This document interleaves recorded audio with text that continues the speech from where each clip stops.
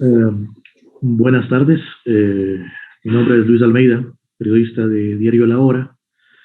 Este momento agradezco la presencia del señor embajador de la Federación Rusa, Vladimir Spichan, quien ha accedido muy amablemente a conversar con nosotros sobre la situación que se vive en este momento entre su país y Ucrania, responder algunas preguntas.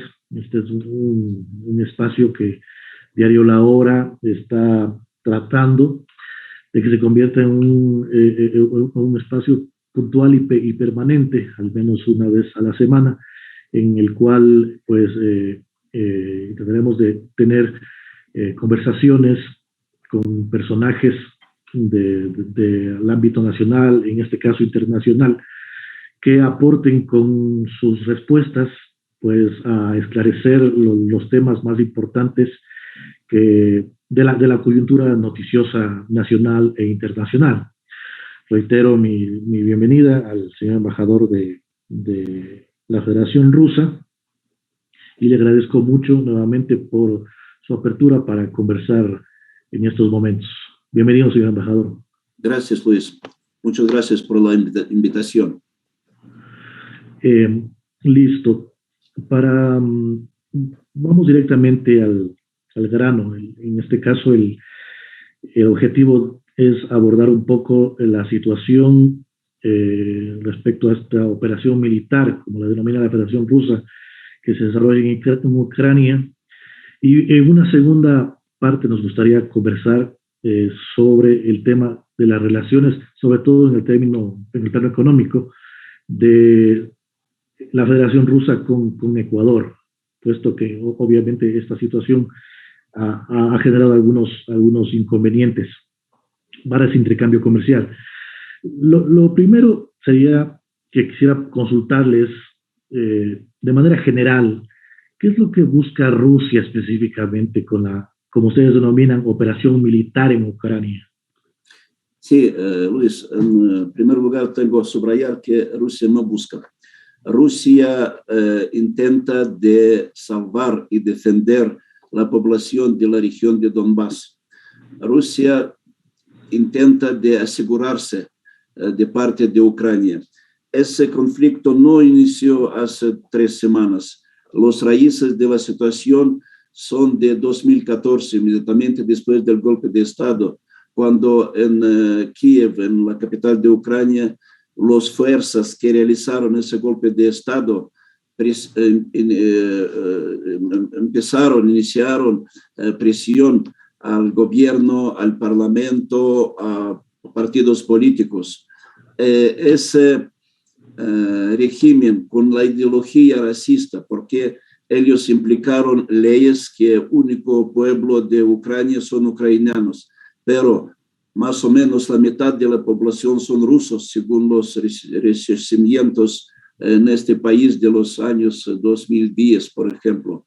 Y la gente que no habla ucraniano no tiene permiso de trabajo, no tiene permiso de estudio, no tiene acceso a la cultura. Se prohibieron películas, espectáculos, canciones, todo en ruso está prohibido, con todo que somos ambos, y Rusia y Ucrania, tenemos población eslavo, con mismos raíces, y claro que en componencia de una gran Unión Soviética, el idioma común para todas repúblicas fue rusa, con todo que se mantuvo y idiomas de grupos étnicos mayorías.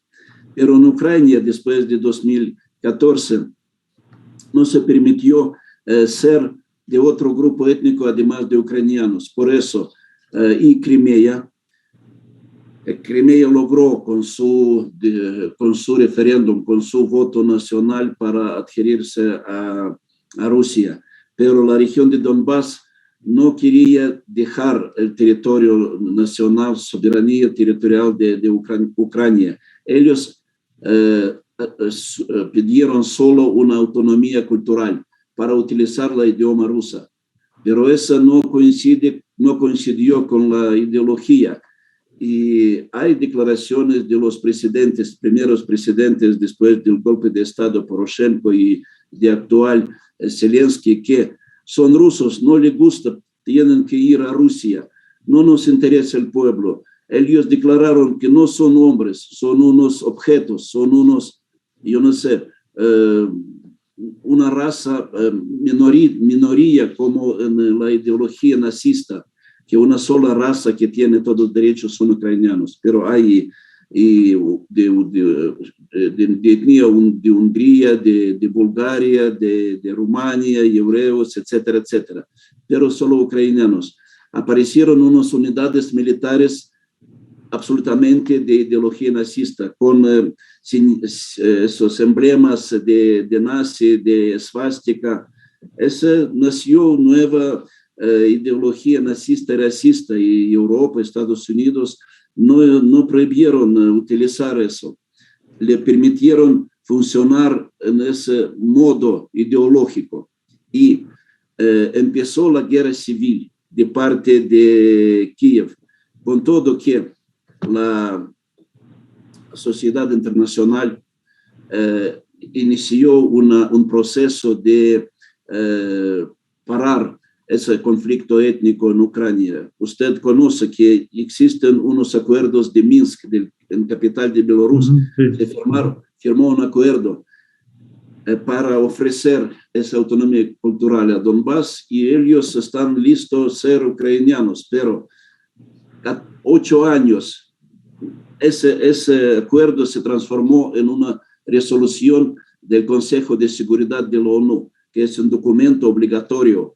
pero nadie, ni Alemania ni Francia, que firmaron ese acuerdo, no insistieron a Kiev para cumplir ese compromiso. Le hago una pregunta, discúlpeme, le hago una pregunta. Usted habla de la aparición de estos grupos, de una sujeción fuerte a grupos prorrusos. Supongamos que en este momento Kiev aceptaría, por ejemplo, cambiar esas condiciones y aceptaría, por ejemplo, que se difunda el idioma ruso. Ahora es tarde, ahora es tarde. Ese fue el tiempo de realizar en 2014, 2015, 2016, porque en 8 años de esa guerra civil de Kiev, de Fuerzas Armadas ucranianas contra su pueblo, contra sus regiones ucranianas de Donbass, fue una guerra civil. Mataron más de 14,000 de civiles, solo civiles, hombres, mujeres, niños, adultos, viejos. ¿Cómo se puede ahora regresar a esta situación? Entre las pedidas de Rusia en esa operación especial militar es de reconocer independencia de esas regiones de Donbass. Se proclamaron repúblicas populares de Donetsk y de Lugansk. Rusia reconoció. Rusia firmó unos acuerdos de amistad y ayuda propia con esas regiones. Entonces, no son como Crimea, una parte de Rusia, son unos países independientes de Kiev, y ellos no pueden olvidar 8 años de maltratación, de genocidio, de una guerra civil contra su propio pueblo. Entre 4 millones de habitantes de esa región, ahora tenemos más de 800 ciudadanos rusos. Ellos obtuvieron esa ciudadanía durante estos 8 años. No fueron rusos por la ciudadanía, fueron rusos por grupo étnico, pero ciudadanía les permite defender sus derechos, de solicitar un apoyo de parte de Rusia. Miles de toneladas de productos humanitarios trasladó Rusia en esa región de Donbass en estos 8 años. Y Kiev solamente con bombardeos, con ataques extremistas, con misiles, etcétera, etcétera. Es decir, perdón, le hago una pregunta ahí. Si hubiese otra zona, digamos en Georgia, en alguna otra zona cercana de Rusia, donde debe haber también, me imagino, ciudadanos prorrusos que solicitaran algo, Moscú en este caso también estaría dispuesto a realizar una operación militar de ese tipo? Mira, Georgia, por ejemplo, no tiene en su constitución política un enemigo como Rusia. Los documentos estratégicos de Ucrania, de Estados Unidos, de la OTAN, nombran Rusia su enemigo. Y en la constitución política de Ucrania se escribe que el objetivo principal internacional es de obtener miembro en la OTAN. OTAN firmó con Rusia en 1997 un pacto de paz, de seguridad, con compromiso de no ampliar nombramientos, de no recibir nuevos miembros. Desde 1997 entraron 14 otros países de Europa en la OTAN, entre ellos Polonia y Rumania, que tienen ahora bases militares con misiles que son muy, muy cerca de Moscú. En caso que Ucrania va a ser miembro de la OTAN, bases militares se acercan de 4 minutos del vuelo de misil de Ucrania a Moscú. Cada país tiene derecho de asegurar su seguridad. En caso que se acerca de las fronteras de una ciudad un organismo o una estructura militar extranjera que considere Rusia como un enemigo, o enemigo vrag en ruso se dice, ese es el derecho de defenderse. En caso que Ucrania va a ser miembro de la OTAN, entonces OTAN va a mantener todas intenciones de Ucrania que tuvo y antes. Se entendería entonces que en reciprocidad, algo que se habló en algún momento, en base a las declaraciones de algún diplomático ruso, se hablaba de eventuales emplazamientos de misiles en América Latina, en Venezuela, Cuba, por ejemplo. Es decir, que eso, dado, como digo, como reciprocidad, Rusia no podría aceptar. No se habla ahora de misiles en América Latina. Los misiles de Cuba, que fue en los años 60 del siglo pasado, es una vieja historia. Ahora no se habla de unas bases militares, pero yo no puedo reconocer que Estados Unidos va a ser de acuerdo con bases militares de Rusia en las fronteras mexicanas con Estados Unidos o de parte de Canadá, por ejemplo. Y Rusia tiene los mismos derechos, no permitir bases militares de un estado hostil, de un bloque hostil a sus fronteras. 4 minutos de vuelo de misiles hacia Moscú. Le hago una consulta. Yo elaboré una nota en base, consultando algunas fuentes la semana pasada, y ahí hablaba de una posibilidad que un grupo de esos think tank, de los que están pensando, hacen estudios, mencionaba la posibilidad quizás de generar una zona de amortiguamiento en las ex repúblicas soviéticas. Eso, por ejemplo, podría bastarle a Moscú. Por ejemplo, que Georgia, Osetia... Disculpe, Luis, ¿puede repetir su pregunta? Yo no entendí el inicio de... Sí, le decía que leí en alguna parte que había un grupo de estudio geopolítico que venía proponiendo desde 2019, creo que no había tenido, por desgracia, demasiada influencia, buscando una solución a este conflicto. Proponía, por ejemplo, que las ex repúblicas soviéticas, Georgia, la propia Ucrania, se conformen como una especie de colchón de amortiguamiento entre Rusia y los países europeos. ¿Eso, por ejemplo, podría ser satisfactorio para Moscú? Yo no conozco esa idea, pero me parece que ahora Ucrania se utiliza por Occidente, por Estados Unidos, por la Unión Europea, como ¿cómo se dice? Esa figura en ajedrez más pequeña, porque quieren luchar con Rusia, pero con las manos de ucranianos. Usted puede ver que Occidente no le ayuda a los ucranianos con sus tropas, solamente con dineros, con munición, con armamentos, pero ese conflicto no es entre Rusia y Ucrania, ese es el conflicto de Occidente contra Rusia. Y esas sanciones económicas es una guerra económica porque afectan no solamente a los generales o gobierno o presidente, afectan 146 millones de habitantes. Dicen que no son, pero falta de comercio exterior, falta de mecanismos financieros, se retiran muchas empresas de mi país occidentales, se prohíbe importación de nuestras materias primas, de nuestros productos en estados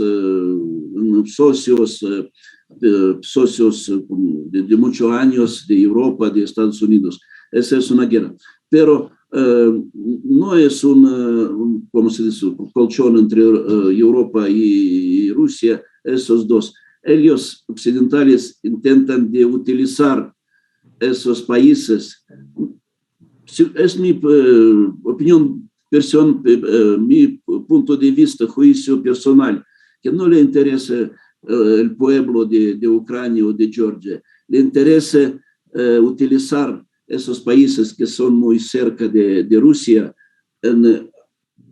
Mira, ahora Unión Europea dice que fue un error de prometer a Ucrania de ser parte en la OTAN o en la Unión Europea, pero con esas promisiones ¿cómo se dice? Auparon, le proyectaron. Sí, le adelantaron hacia a las fronteras de Rusia y luchar con Rusia porque esperaban ser una parte de unos estructuras militares y económicos internacionales. Pero ahora reconoce el mismo Occidente que no va a participar con sus tropas, no van a recibir Ucrania como miembro de la OTAN, como miembro de la Unión Europea. Y esa es la política real de Occidente que hace muchos años, durante muchos años, le prometieron a los ucranianos ser parte de Europa. Ahora, 3 millones de refugiados ucranianos se encuentran en Europa, pero crean unos problemas financieros, económicos y de seguridad. Sí. De lo que entiendo, y me gustaría que me lo aclarara, de lo que le he escuchado a usted, al menos en su opinión personal, me parece que da por sentado que en este momento ya es tarde para aplicar cualquier recurso de derecho internacional, sea mediación ONU, por ejemplo. Luis, el derecho internacional fue posible hace 3 meses, en diciembre, en la mitad del mes de diciembre pasado, mi país, mi gobierno, presentó 2 borradores de acuerdos de seguridad universal a Estados Unidos y a la OTAN, pero de ambas partes nos informaron que no les interesan nuestras ofertas, ideas, proposiciones. Cada país, entre otros, fue retirar todas tropas de la OTAN en las fronteras de 1997, al nivel cuando se firmó ese pacto de la paz entre la OTAN y Rusia. Pero después recibieron 14 otros países. Otra, no permitir a Ucrania ser miembro de la OTAN. Dicen, no, cada país tiene derecho de ser parte de cualquier organismo internacional que le interese bien, pero no tiene que tener en sus documentos estratégicos, políticos, internacionales, militares, que tienen un enemigo que tiene que ser destruido. Para Ucrania ese enemigo es Rusia. Por eso mi país tiene unas preocupaciones. Y última, de hace unas semanas, declaración del presidente Zelensky de tener bomba atómica, con todo que no es parte del club de estados con armas nucleares, son solo 5.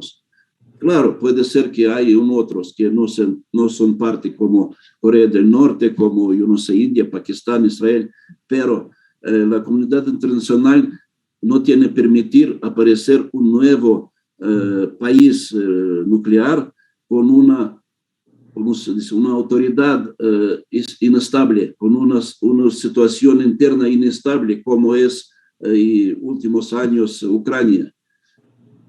Bueno, Ucrania heredó, digamos, un potencial nuclear pacífico, en este caso, de parte de la ex Unión Soviética, ¿no? Sí, Pero claro, fue parte, pero en 97 firmó que traslada esos misiles con nucleares a Rusia, porque Rusia es parte de este club que se permiten según los documentos de la ONU. sí. Bueno, le soy sincero, no leo más o menos ampliamente, no había escuchado efectivamente las declaraciones. Sé que su gobierno habló de que el presidente Zelensky había No mi solicitado gobierno. como ayuda para convertirse en parte del club nuclear. No, En la, no, en la Conferencia Internacional de Seguridad en München, en el mes de febrero, declaró que quiere ¿cómo se dice?, salir del acuerdo de Budapest de 1999. Se puede encontrar. lo voy a chequear. Una inquietud más. Se habla de que el objetivo básico es asegurar la seguridad de la población prorrusa de la zona del Donbass, de estas dos repúblicas autodeclaradas como independientes. Eh, Sin embargo, en este momento hay tropas rusas en territorio plenamente ucraniano. ¿Eso por qué? ¿Es una cuestión de estrategia militar o a qué obedece el que hayan Mira, tenido ustedes que mira, ingresar? según toda experiencia militar internacional, si esa operación se va a parar a la línea de frontera de Donbass, se va a mantener el mismo régimen racista, neonazista, militarizada, nazificada en Kiev, y va a continuar hace muchos años adelante la misma situación, con bombardeos, con misiles, con ataques terroristas, etcétera, etcétera. La pedida condición de Rusia para terminar esa operación es de crear en Kiev, no Rusia, pero ellos mismos ucranianos, un estado neutral, sin fuerzas armadas de ataque, solamente de defensa, como son de Austria, de Suiza, de Japón, etcétera, etcétera.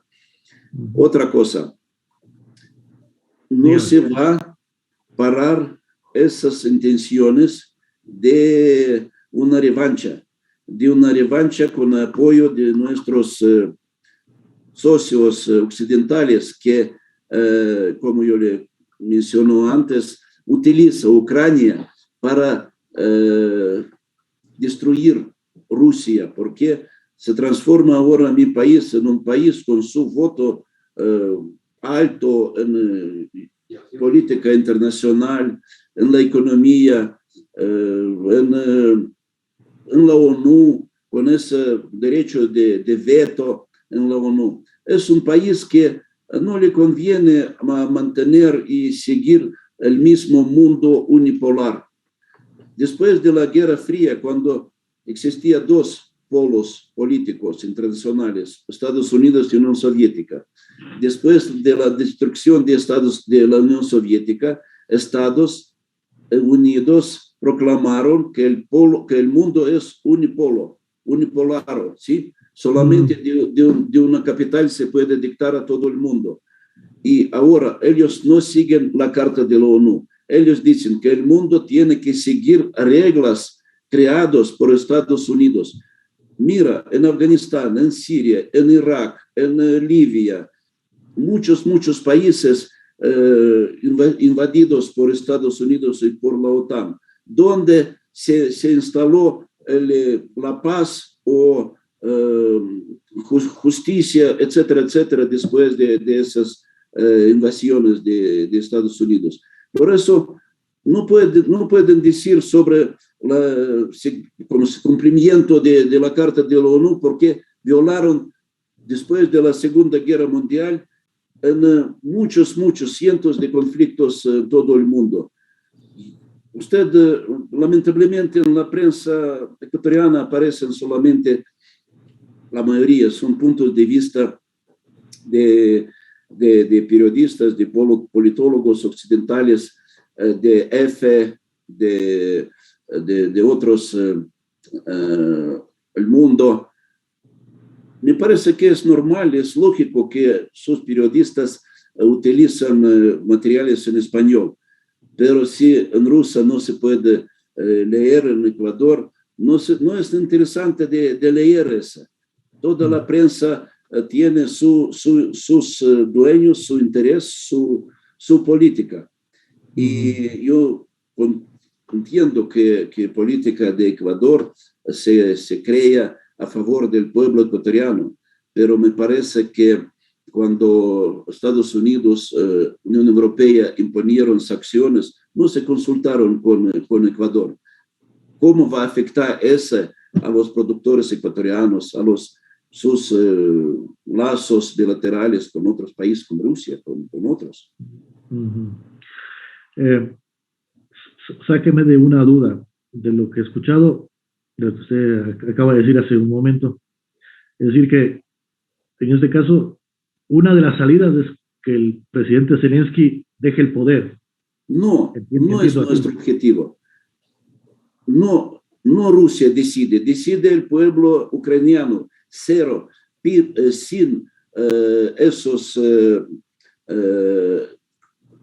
¿cómo se dice?, grupos militares nazistas que existen, como yo le comentó, se llama Azov, Aidar. A propósito, ese Azov está en la declaración del Congreso de Estados Unidos como un grupo nazista que es afuera de la ley internacional, pero ahora ellos son parte de Fuerzas Armadas de Ucrania. Entonces, los Fuerzas Armadas de Ucrania sigue la misma ideología nazista, racista, etcétera, etcétera. Y disculpe. No, tranquilo, no se preocupe. Y por eso no Zelensky o otra persona tiene que ser elegida por pueblo ucraniano en las elecciones libres, no como fue a la presión de esos grupos nazistas en la mayor parte de Ucrania. El presidente Zelensky ganó, miren Luis, presidente Zelensky ganó sus elecciones en 2019 con su compromiso de parar conflicto en Donbass. Le mantuvo una 74% de votantes. Gracias a ese su compromiso, su oferta a los electores, pero no cumplió. Y no solamente rusos, pero ucranianos sufren de esa ideología, porque mataron muchos opositores políticos, mataron periodistas, cerraron canales de televisión, de radio, de prensa, medidas de prensa que tuvieron otro punto de vista que las autoridades de Kiev. No quiero polemizar con usted, pero digamos que algunas de esas características podrían achacársele quizás al gobierno de Moscú, en el sentido de que el presidente Putin está en el poder o cerca del poder desde el año 1999 y obviamente desde el punto de vista occidental, obviamente, se piensa que lo que busca en este caso el gobierno de Moscú, que está en este momento en el poder, es como reeditar lo que fue la Unión Soviética, que era un poder imperial también, de alguna manera. No es un poder imperial, pero en el espacio de ex Unión Soviética es más poderoso Estado. Y buscan otros socios de la comunidad de estados independientes un apoyo, una comunicación, una cooperación, como fue en el pasado enero cuando se realizó un intento de golpe de Estado en Kazajistán y solamente las tropas de Organización de Seguridad Colectivo de ese espacio de ex Unión Soviética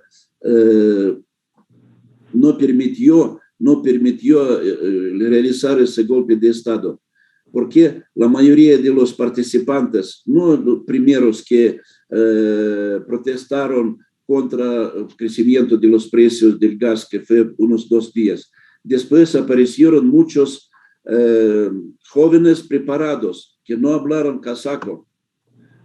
Se conoce porque todavía se siguen y se realizan investigaciones que muchos fueron extranjeros. Entonces fue una intervención para destruir Kazajistán, que es un socio bastante acercado de mi país. Un intercambio comercial es de más de 25 mil millones de dólares anual. Tenemos una cuarta parte de población rusa en Kazajistán. Todos hidrocarburos pasan a Europa a través del territorio de Rusia, de Kazajistán, petróleo, gas, etcétera, etcétera. Cosmodromo ruso Baikonur está ubicado en el territorio de Kazajstán todavía. Lazos muy cercanos. Y cuando se dirigió el presidente legal de Kazajistán, unas tropas de Armenia, de Kirguistán, de Rusia, de Bielorrusia, entraron y pararon todas esas acciones de protestas armadas. Murieron más de 300 policiales. Sí, claro. Una pregunta. Rusia, la Federación Rusa, al principio, cuando inició la operación militar especial, se hablaba de blancos específicos militares, se hablaba de ataques de precisión. Aquello, al parecer, no ha ocurrido. Hay víctimas civiles. ¿A qué se debe eso? ¿A una necesidad estratégica o expansión del conflicto? No es necesidad estratégica.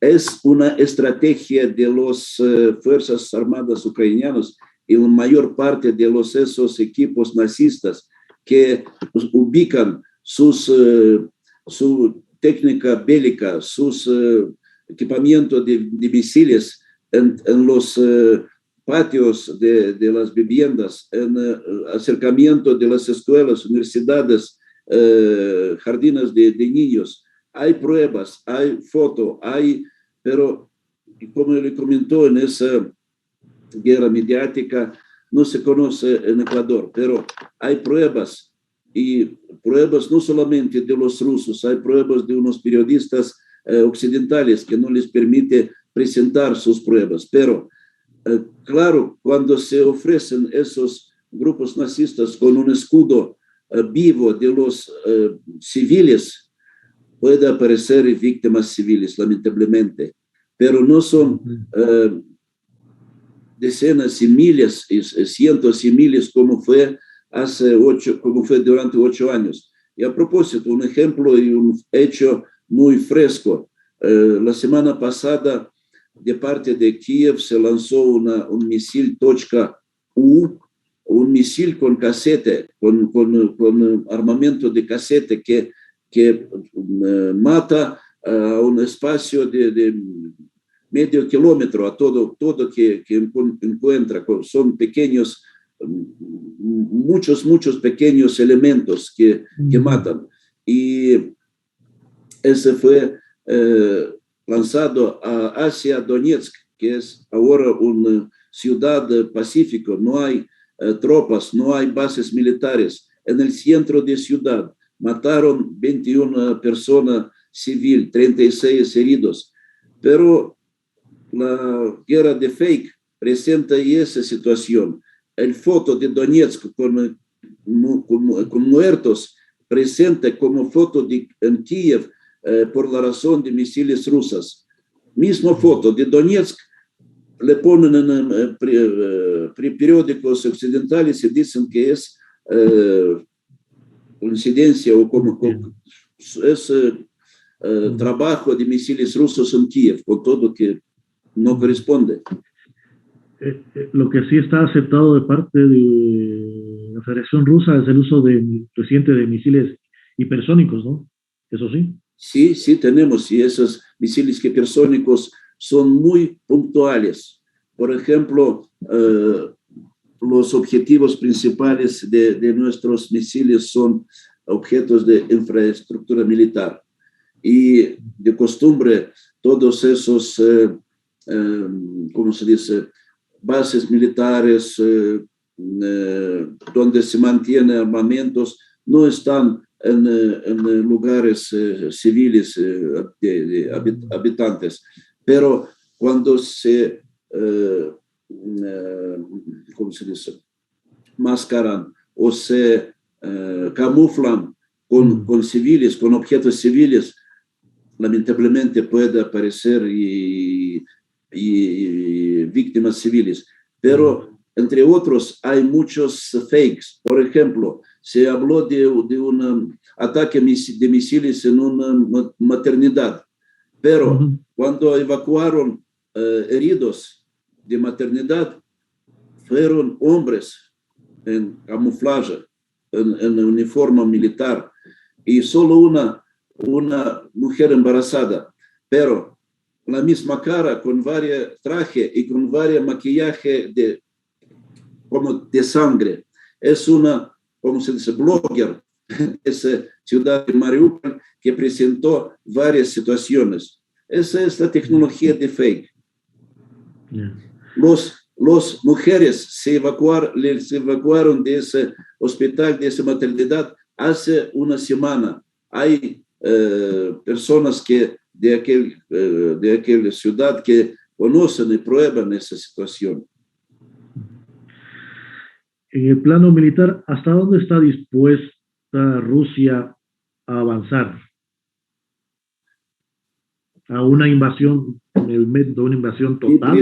Mi presidente declaró los objetivos de esa operación especial militar, que se va a terminar con cumplimiento de los objetivos. Objetivo es de militarización, entonces no continuar la lucha.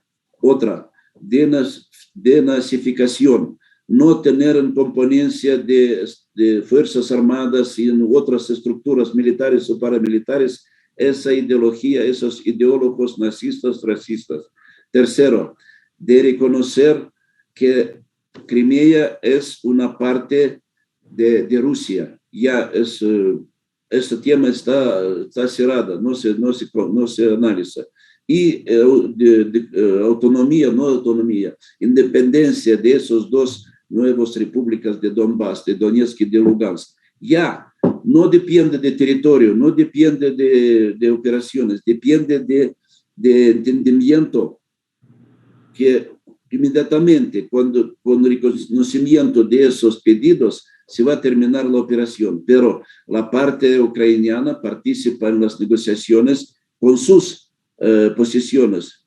Regresar a situación antes de 2014, con Crimea en componencia de Ucrania, con Donbass en componencia de Ucrania, y retirar sus tropas.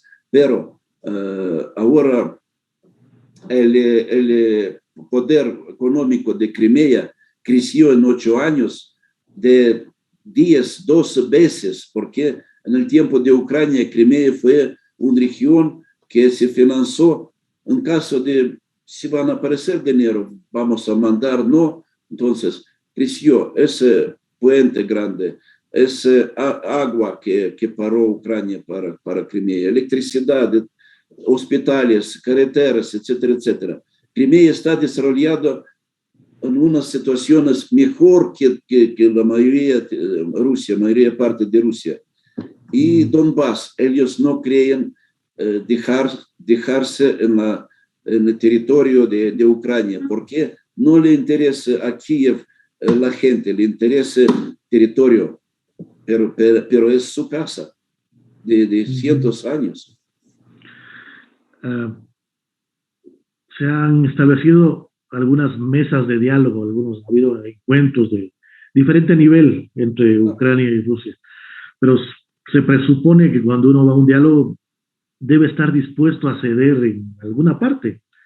No hay esa Hay, posibilidad de la parte hay un progreso, pero no, lamentablemente, no en cosas principales. Se escucha, yo no soy parte de esa mesa de negociaciones, pero según la información de mi Cancillería, hay un progreso en entender qué es el estatuto neutral. Busca una forma que conviene a ambas partes. Entonces, no rechaza absolutamente Kiev, pero dice, vamos a ver, como Austria o como Suiza o como otro país. Es una otra. Crean unos corredores humanitarios conjunto rusos y ucranianos. Por ejemplo, una parte de los estudiantes ecuatorianos podrían salir de la zona de conflicto a Polonia, a Hungría, gracias a unos corredores que se crearon en esas mesas de negociaciones entre las dos partes. No todos se realizaron, pero unos de ellos trabajan y tienen un éxito. Por ejemplo, en Rusia ahora se salieron más de 1.000 millones de ucranianos, 3 millones en Europa, pero 500 miles, 500 miles se trasladaron en Rusia y están recibidos como refugiados del conflicto con ofrecimiento de domicilios, de comida, de ayuda médica, etcétera, etcétera. No son prisioneros, son refugiados. Civiles. Prisioneros pueden ser solamente combatantes, miembros de las Fuerzas Armadas. Ya, pero solo para finalizar esta parte, significa que las cuatro condiciones que pone Rusia tienen que cumplirse para que termine el conflicto, efectivamente. Es la única salida al conflicto. Sí. Eso confirma y afirma mi presidente a veces, porque sin cumplir esos objetivos no se va a terminar ese riesgo, esa amenaza adelante contra Rusia de parte de Ucrania, mantenida por sus socios occidentales. Ok. Pasemos un poco más bien en este caso, la relación Ecuador, la Federación y la Federación Rusa. ¿Tiene usted conocimiento cuáles son las empresarios rusos de la Federación Rusa que invierten aquí en Ecuador? ¿Existe eso? Sí, ahora tenemos una sola empresa que se llama Kyazhmash. Se traduce como maquinaria pesada, pero construyen equipamiento de estaciones eléctricas, especialmente hidroeléctricas. Y ellos construyen y está muy cerca de poner en función la hidroestación eléctrica Toachi Pilatón, cerca de Santo Domingo. Se trabaja muchos años, pero en próximos meses está lista de utilizar la electricidad de esa empresa, de esa estación. Hay otras empresas rusas que están listos proyectos económicos en Ecuador. En Rusia hay varias empresas. Rusia es un país más grande por territorio del mundo. Hay muchas empresas en varias esferas, pero una de las más grandes se llama Sinara, una empresa de ferrocarril que no solamente construye y recupera y reconstruye carretera, ferrocarril, pero construye y locomotoras y vagones y toda logística de ferrocarril. Están listos se realizó la presentación digital, pero en presencia de los gerentes de esa área y del gobierno el 25 de enero pasado en Quito. Y estos días... A propósito perdón, señor embajador, ¿esto es a propósito de la posible rehabilitación del ferrocarril ecuatoriano? para reconstrucción y, ¿cómo se dice?, actualizar la tecnología, los vagones, locomotoras. Existe esa propuesta y ahora está trabajando para investigar qué es necesario de hacer en ferrocarriles que no se utilizan unos años. Es necesario de actualizar un poco, recuperar, etcétera, etcétera. Pero, y hace un mes, no, estamos en 21, hace 3 días, terminó el trabajo de investigación de todo el esquema de ferrocarriles ecuatorianos de un grupo de expertos de esa empresa para presentar una, ¿cómo se dice?, base tecnológica financiera. No sé cómo se va a desarrollar adelante, pero fue presentada y fue recibida con gran interés de parte de los dirigentes de Ecuador y de la esfera de ferrocarril, de transporte.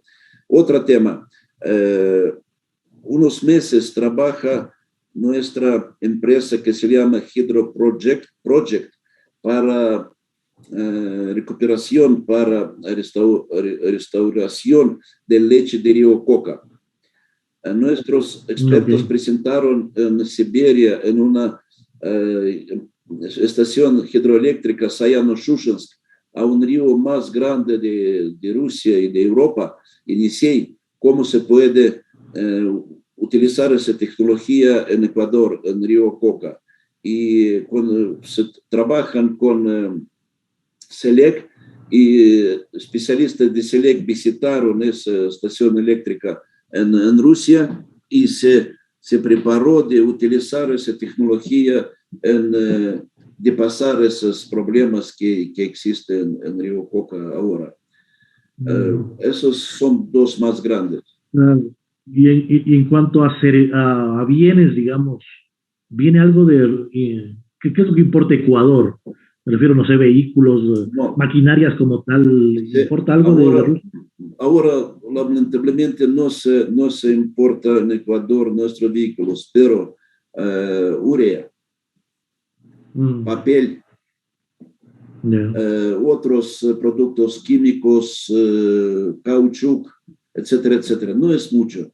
Es 6 veces, 7 veces menos que Ecuador exporta en mi país. Tenemos una... La balanza comercial es a favor de Ecuador muy grande, con 7 veces. Porque más o menos, ¿cuáles son las cifras? Las cifras, al final del pasado 21 fue $1.900.000.000 de Ecuador, 1.500.000.000 y de Rusia 400 millones. Esa es balanza comercial. Nos gusta mucho, y a mí personalmente, a mis familiares, a todos mis amigos, conocidos, colegas, se conocen sus bananos, rosas, camarones, pero no es decisión de Rusia, no es culpa de Rusia que se separó ese intercambio comercial. En primer lugar, desapareció ese mecanismo de pago por cerramiento de SWIFT de parte de Estados Unidos de Europa.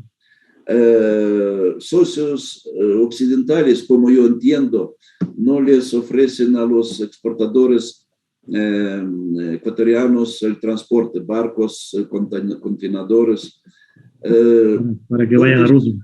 Puertos rusos están abiertos, pero flores, por ejemplo, se exportan a través de Holanda, de Ámsterdam. Y de acá aparece un anuncio a los floristas ecuatorianos que no van a mandar flores a Rusia. No es decisión de Rusia. No, hay unas deudas de parte de los rusos por productos ya recibidos en mi país, pero ellos no rechazan de pagar. Eso depende de falta de mecanismos de financiamiento internacional. ¿Ha pensado el gobierno de la Federación Rusa algún mecanismo para sortear este bloqueo que imponen las sanciones de Occidente? ¿Están buscando, conoce usted? Sí, claro que afecta mucho la economía de mi país, afectan mucho esas sanciones económicas, pero socios europeos y norteamericanos no son únicos para mi país. Tenemos salida de Rusia y a Asia, no solamente a Europa. Ujú. Y tenemos unos vecinos y socios muy grandes, importantes y con mercados inmensos, por ejemplo, China, India. Son países con una mitad de la población del mundo, cada uno Mm, con 1,5 millones de habitantes. Y sus mercados están abiertos. Ellos no mantienen sanciones occidentales ujú. contra Rusia. Pero hay otra cosa. Ahora se busca un mecanismo de intercambio a base de valuta nacional. Vendemos productos en India por rupias y compramos por sus rupias productos que necesitamos en mi país, medicamentos, frutas, legumbres, etcétera, etcétera. Con China, en yuan, se busca ese mecanismo de intercambio para no depender del dólar de que se utiliza Washington para manejar todo el mundo que utiliza esa valuta. Y quizás algo de eso se podría aplicar, por ejemplo, con países como el nuestro, tal vez, Eso depende, o es más difícil. eso depende de muchas condiciones. En primer lugar, en el Ecuador se utiliza dólar americano. Es lo mismo que Estados Unidos pueden en cualquier momento parar todos esos mecanismos. Pero se puede buscar y se busca y mercados de mi país todavía están abiertos para el producto ecuatoriano.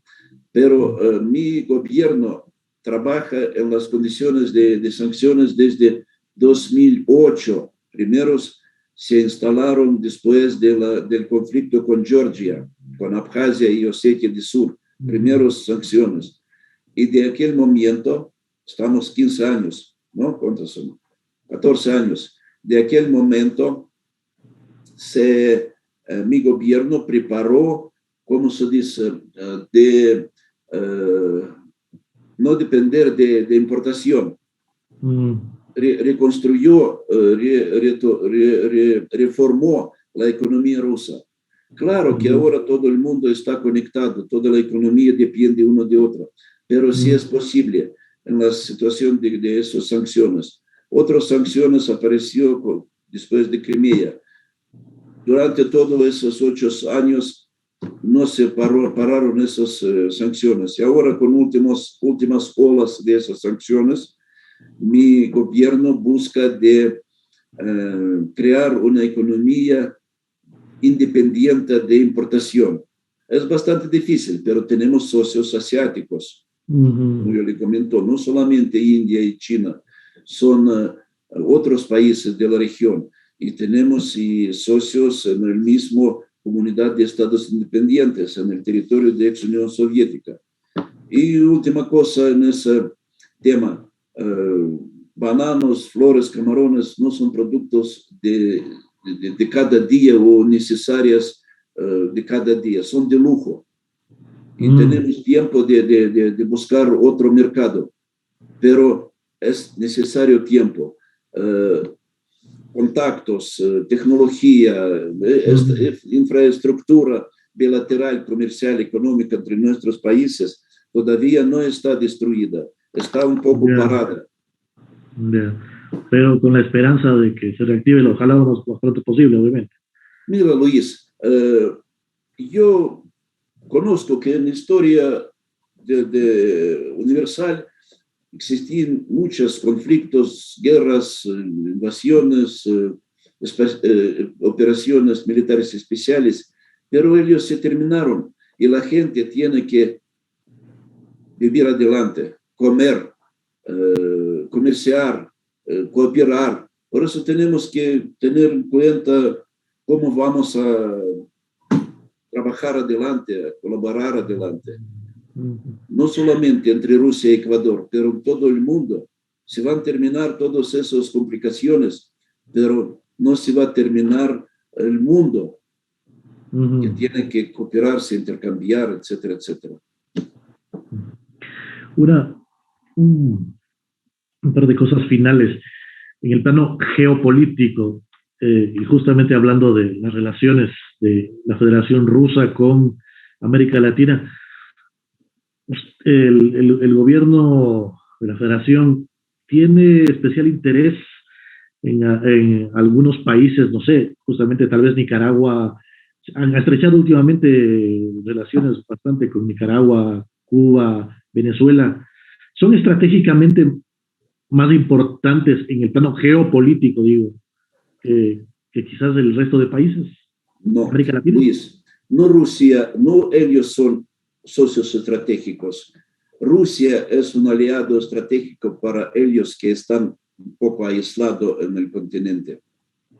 Y Rusia, yo trabajo en Cuba poco tiempo, pero hace 20 años, en 2000, y con la ayuda de Unión Soviética y de Rusia, Cuba se mantuvo sin hambre, aislado con ese bloqueo económico. Bloqueo económico todo el mundo condena, ¿no? Bloqueo de Cuba condenó todo el mundo en marco de la Asamblea General de la ONU.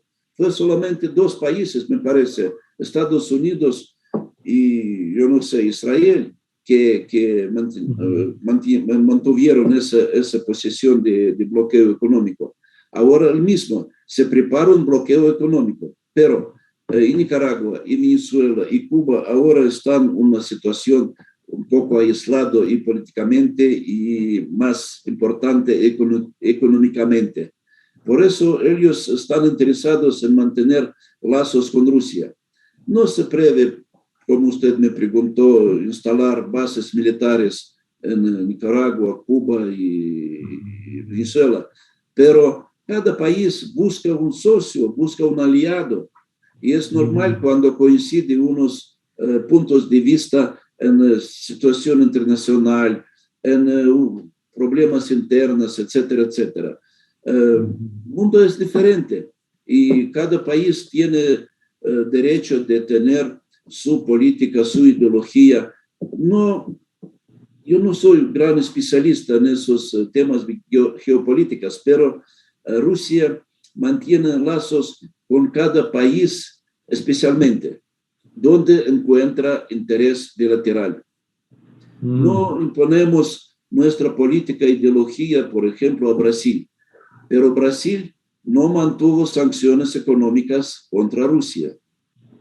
Es una política e ideología que no es como en Bolivia, disculpe, en Venezuela, en Cuba, en Nicaragua, pero Brasil, como un estado poderoso de la región, no mantuvo las sanciones económicas norteamericanas contra Rusia.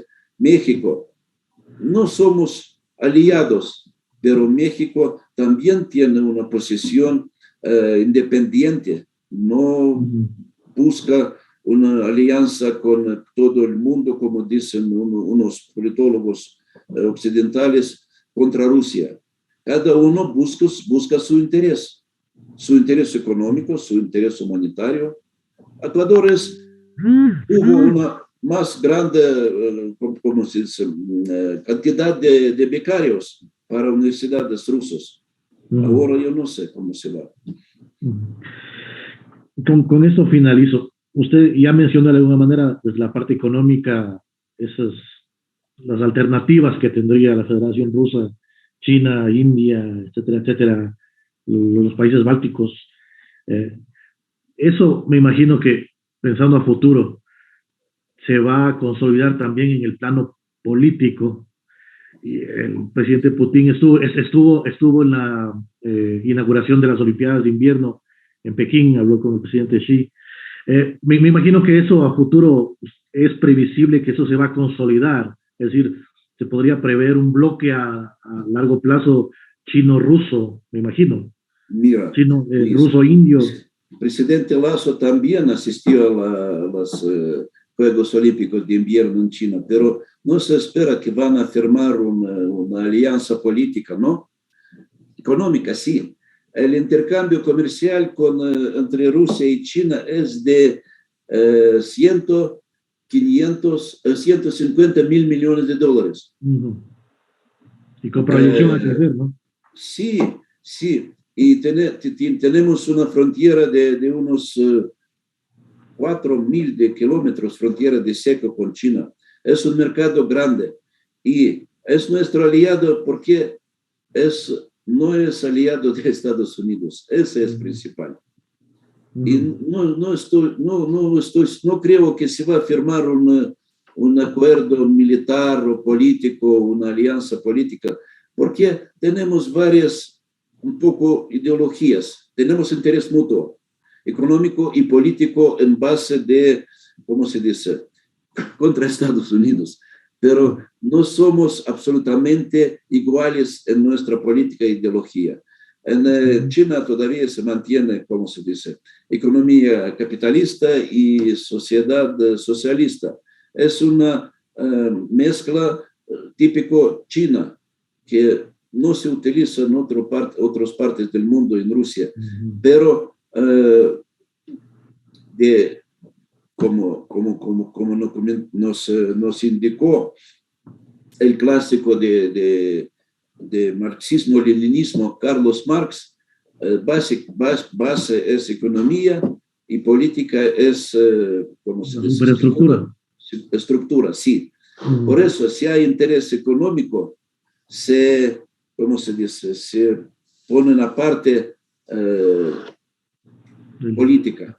Porque de la economía, como indica el presidente Guillermo Lasso, depende el bienestar del pueblo. Y bienestar del pueblo es una base para estabilidad del país y del gobierno. Ok. Le agradezco muchísimo por habernos atendido, señor embajador.